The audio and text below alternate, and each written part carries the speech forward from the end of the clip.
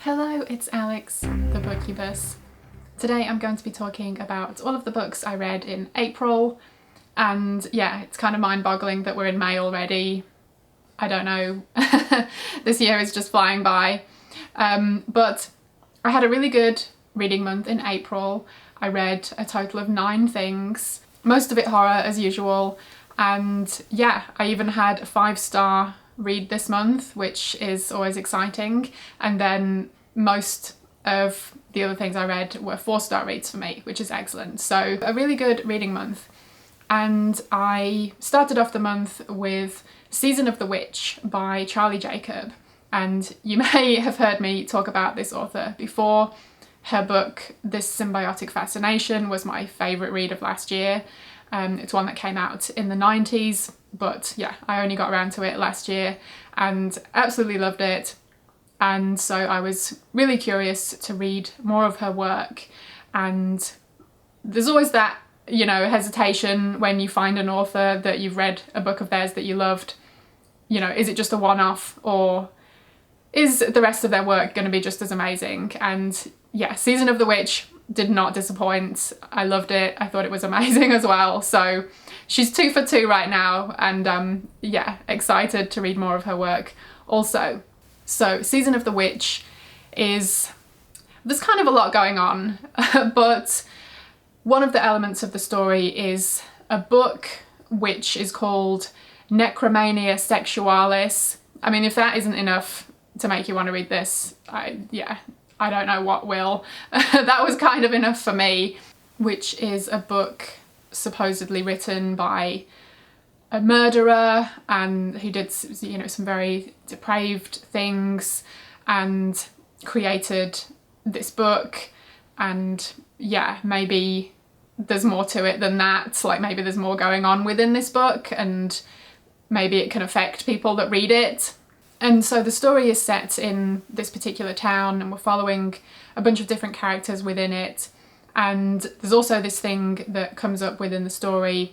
It's a phone number that you can call, those 1-800 numbers or whatever the specific numbers used to be. Those, expensive rate, kind of like a sex line or whatever, but not specifically just for sex. And it's called X is the Dark, and it encourages people to call up and talk about their deepest, darkest desires.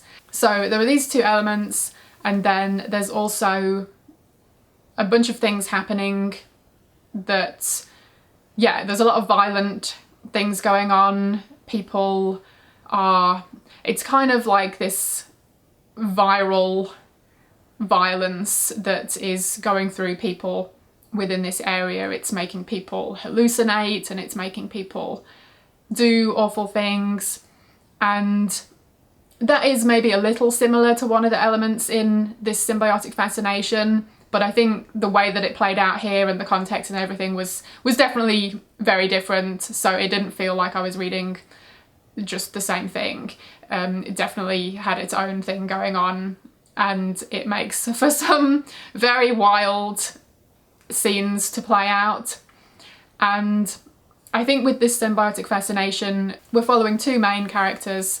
There are some other characters, of course, but it's kind of focused on these 2, and it's almost like a really dark character study, and there's a lot of, disturbing things that happen. Whereas Season of the Witch has a lot more characters, and I really liked it for that. I thought that really worked for this particular story. We flit around quite a lot from character to character as different things play out. Yeah, I thought it worked really, really well. And while this one is also dark and disturbing, and has a lot of gruesome and extreme things that happen in it, it also felt maybe a bit more fun. It was a wild ride, and I just couldn't get enough of it. So yeah, not for the faint of heart. There are some really, gruesome and graphic things that happen in it. Yeah, a lot of violence, including sexual violence, and pretty grim at times. But I don't know, there was just something about it that also had this fun giddiness to it that, I just couldn't get enough of. She's a phenomenal writer and I just thoroughly enjoyed this one. I had read another review, I think, that said they felt it was a bit disjointed maybe, and that it just felt like kind of separate scenes playing out that didn't feel connected. And I can kind of see that. It does kind of jump around a lot to different characters, and then there are, a lot of different things that play out. I personally thought that worked really well. I really liked the fact that there was so much going on, and I liked how those things did connect. I think my only slight negative for it is that, without giving any specific spoilers, it did kind of wrap up pretty quickly. I think I would have liked a little bit more going on with the way it ended, but it was still really great. I loved it, gave it 5 stars. Next up, I read Story of the Eye by Georges Bataille. This originally came out in the 1920s, and it's one I've been curious to read for quite some time, and finally decided to do so. And this is kind of an odd one. It is very sexually explicit, so if that isn't your thing, then I'd avoid it. It also is, it's dark and disturbing in nature, so there are some quite grotesque and also surreal things that play out. It's told from the perspective of a guy who is starting to have this sexual relationship with a girl. I think they're in their teens at the time. And to begin with, I wasn't really sure I was into it. It felt like each chapter was a vignette of just one particular sexual encounter that they have. And I just found it kind of boring, honestly. But because it is a short book, I think it's only about 100 pages long, I figured I should give it a chance and at least read the whole thing. And I am glad I did, because it does develop into something more than that. And it's an odd one for sure. Definitely not going to be everyone's cup of tea. And I didn't love it, but there was a lot of things I found really interesting about it. So it was a bit of a kind of mixed reading experience for me, but I'm glad I read it, and I rated it 3.5 stars. And I followed this up with another, what seems to be a disturbing classic, The Necrophiliac by Gabrielle Wittkop. This originally came out, I believe, in the 1970s, and is basically diary entries written from the point of view of a necrophiliac character and the things that he does to various dead bodies. And I thought this was amazing. I really enjoyed the writing style. And I mean, obviously there are some really messed up things that occur in the book, so again, not going to be for everyone. Some of it, there are some children involved as well, so heads up for that. But just the way that it was written was so evocative, and just the voice that came through was so strong and so well done. Very poetic, beautifully written, contrasted with these awful, horrific things that are happening. I just thought it was a really excellent read. And again, this one is a short read. It's, I think, about 100 pages long. I can't remember exactly, but well worth checking out if that sounds interesting to you. I gave it 4.5 stars. So a pretty highly rated one from me. Then I switched it up a little bit and picked up a point horror book. So some, YA goodness from the 90s. And I went with The Boy Next Door by Sinclair Smith. And this one doesn't seem to have very good ratings on Goodreads. So I went in with low expectations, and I actually really enjoyed this. I thought it was super fun, and I gave it 4 stars. So it's about a teenage girl called Randy, and she ends up being home alone for a period of time, and the only other house near where she lives is this old house that has not been lived in for many years. And one evening she sees this guy just suddenly pop up out of nowhere. He happens to be, this very handsome teenage boy. Of course, his name's Julian, And yeah, he's a bit strange, but very alluring, as they all seem to be in point horror books. And he's a bit of like a thrill seeker, and he likes to play pranks on people, and he likes to push things, and he also likes to get revenge on people that have been awful. So he encourages Randy to do a few things at school to her classmates and her teachers, and yeah, basically like get back on some people that she doesn't like. And these things, you know, end up getting pushed further and further, and people start getting hurt. And Randy, you know, at first enjoys this, and she enjoys kind of tapping into her wild side, and she's really enjoying the company of Julian. Things progress, they get a bit crazy, and I thought this was just super fun. It had some really good twists and turns, had a couple of gasp moments as things played out towards the end that I just thought were, bonkers and brilliant. And yeah, so I don't know why this one doesn't seem to be very well rated, but I thought it was a lot of fun. So that was a 4-star read for me, and I think the rest of what I'll be talking about in this video I also rated 4 stars. So like I say, it was a really good reading month.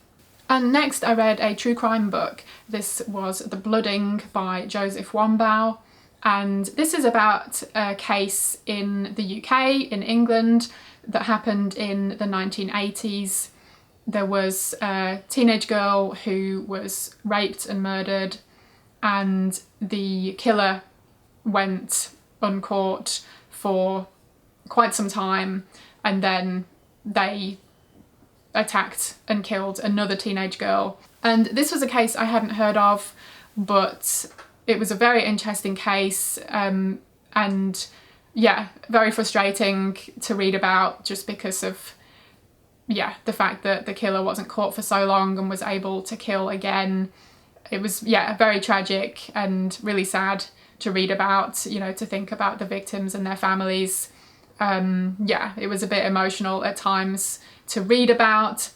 As for the book itself, I thought it was really well written, just very engaging from the get-go. He really kind of sets the scene of like these English villages and the inhabitants of them. And yeah, the way that this killer was able to kind of evade capture was, very frustrating to read about. But yeah, it was a really interesting read. And also, this was apparently the first case to use DNA evidence to catch the murderer. And I didn't know this, but DNA, like fingerprinting, was actually discovered in the UK. Like, how did I not know that? I should know that. So it was discovered by Sir Alec Jeffreys, who worked in Leicestershire, and this was also the area that these murders took place. And yeah, he was developing this while the case was going on, and so they kind of coincided at the same time, and the police were able to implement his findings in taking blood samples from potential suspects and being able to compare that with the evidence from the crime scenes. So a very interesting case in that respect. And like I said, I thought his writing was really good, really engaging, and I would absolutely read more of his work. I think he is known as a true crime writer. I believe he's from the US and mostly writes about US crimes, so it was quite interesting to read one that was based in the UK. Next up, back to some fictional horrors, I read The Book of the Damned by D.A. Fowler, and this was another really fun read. I read this as a buddy read with my friend Kelsey over at Slime and Slashers, so definitely go check out her channel if you haven't already. And we actually did a live chat the other night discussing the book. We do get into spoilers though, so if you haven't read the book, maybe, don't go check it out until you have, unless you want to be spoiled for certain things that happen. But yeah, had a really good time chatting about the book with her a couple of nights ago. I'll leave a link to that if you want to go check that out. And we had a really good time buddy reading it too. I've read a couple of Deborah Fowler's books already and they've been great. What's Wrong with Valerie and The Devil's End, yeah, both excellent, and The Book of the Damned was also excellent. So yeah, she's definitely an author that I recommend checking out. Her books are always fun but kind of gruesome and gory as well. They have a really great combination of those two things. You know, they're pulpy, they're, yeah, pretty fast reads, and yeah, just a really good time.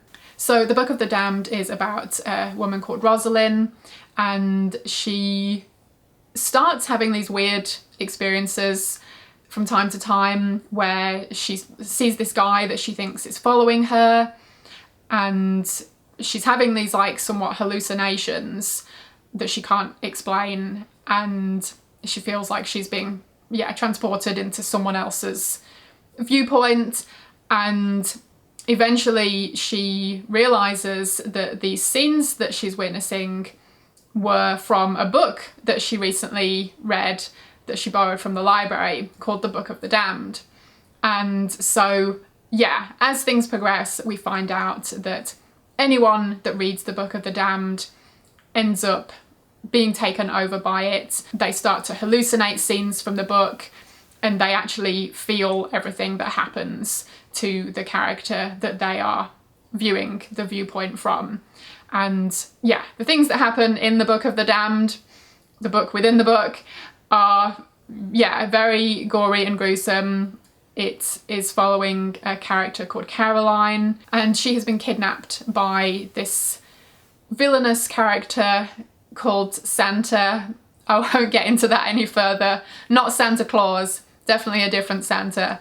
And he, yeah, has taken her to this house where there's seemingly no escape, and he just is torturing her, basically. And it's not just your typical torture, like these are very weird and creative ideas of torture. And yeah, some of them were just super gross, but like in a really fun, disgusting way. But yeah, as the book goes on, things do get a bit darker and pretty bleak, actually. It's, yeah, I don't want to spoil anything in particular, but yeah, it's not like, it's still fun. It still has the humour to it, which balances out the kind of the dark and bleakness. So yeah, it's a really good combination, really well done. And yeah, I just love that concept of a book within a book. And yeah, it's funny that I ended up reading two of them this month, with Season of the Witch also having a book within a book. So that was pretty cool. It was a really good read, really enjoyable, and yeah, had a really good time reading it with Kelsey. Then I picked up another young adult horror title from the 90s. This was Fan Mail by Nicole Davidson, and this is about a teenage girl called Christina.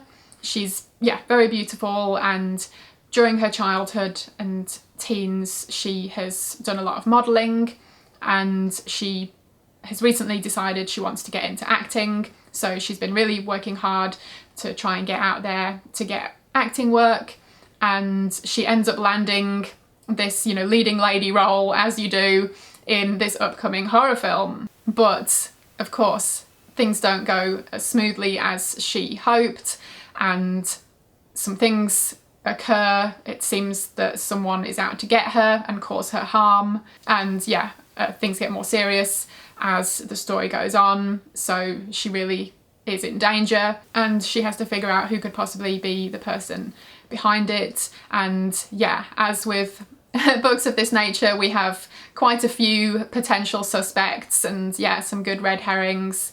And yeah, I thought the way that the story went was pretty interesting. Of course, there's a love interest as well, and yeah, I just thought this was another really fun read. I think it was a really nice weekend when I picked this one up. Like, the weather was really gorgeous and warm and sunny, and so this was the perfect book to, yeah, just lounge around and get immersed in the story. I think this one was interesting because it definitely felt a little more adult than some YA titles can be, and also the fact that she was, yeah, on a film set for a good chunk of the story. It took it out of the kind of school setting that, you know, a lot of these titles can be based in. So that, you know, made it interesting as well. Yeah, I don't know, not a ton more to say about it without getting into spoilers, but I just thought it was a really fun read, very enjoyable. Next up, I read Incubus by Ray Russell. This originally came out in the 1970s, and I had read The Case Against Satan by the same author and thought it was excellent. So I'd been really wanting to pick this one up for a while, and yeah, finally did so, and I also thought this one was excellent. So he's definitely an author I would recommend. This one is following a character called Julian, another Julian, and he is visiting this small town on the coast, somewhere that he used to live but has been away for quite some time, and he comes back, and recently there has been a rape and murder of a woman in this town, and he starts to help look into it, and yeah, as you can probably guess, more incidents occur before they figure it out and are able to do something about it. So this one, before I read it, I guess I just assumed it was some kind of supernatural entity, but yeah, the incubus of this story is very much a real physical character, and yeah, the things that it does, yeah, pretty gruesome and awful.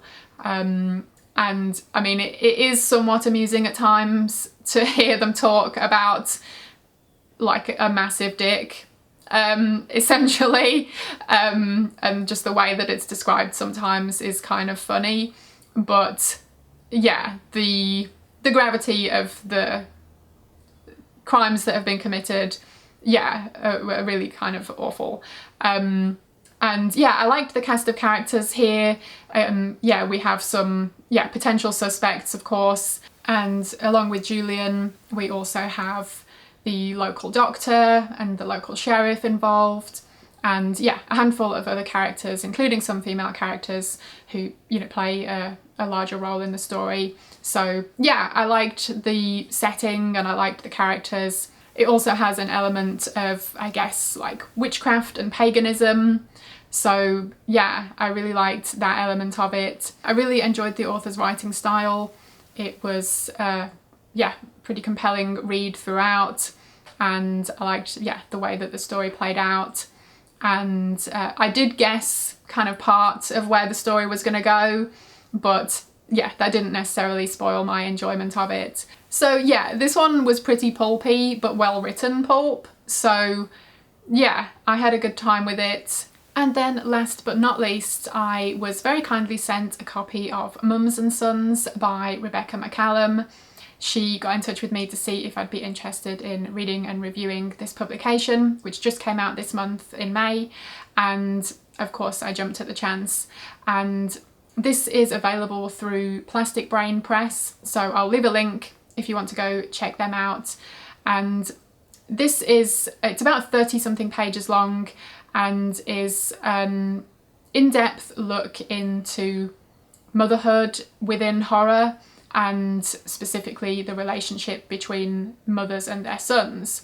And Rebecca chose 3 specific horror films to dive into, and each one focuses on that relationship at a different time in the son's life. So we have one that focuses on boyhood, and that's The Babadook, the teenage years and Hereditary, and adulthood in Psycho.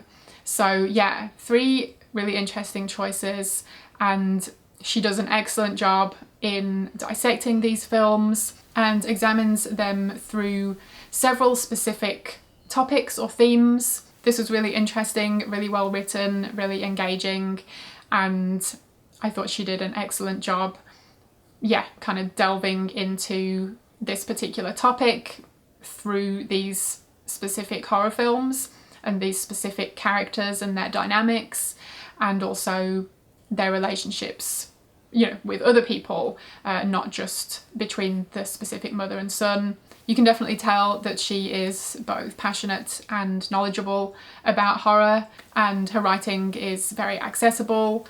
Rebecca is assistant editor over at Ghouls magazine. I'll leave a link to that too. So yeah, you can also find more of her writing there. And yeah, I'm just really grateful to her for sending this my way. I was really happy to read it, and it was a really great, really interesting read. And the publication is also illustrated, so there are some really great illustrations by artist Ken Wynn. I just thought it was a great little publication, and I think there should be more of these. So yeah, definitely go check out Rebecca's work, go check out Plastic Brain Press. Yeah, interesting people doing interesting things. So that was everything I read in April. Like I said, it was a really great reading month. Yeah, I would highly recommend checking out any of these that sound interesting to you. If you have already read any of them, do let me know. I would love to hear your thoughts.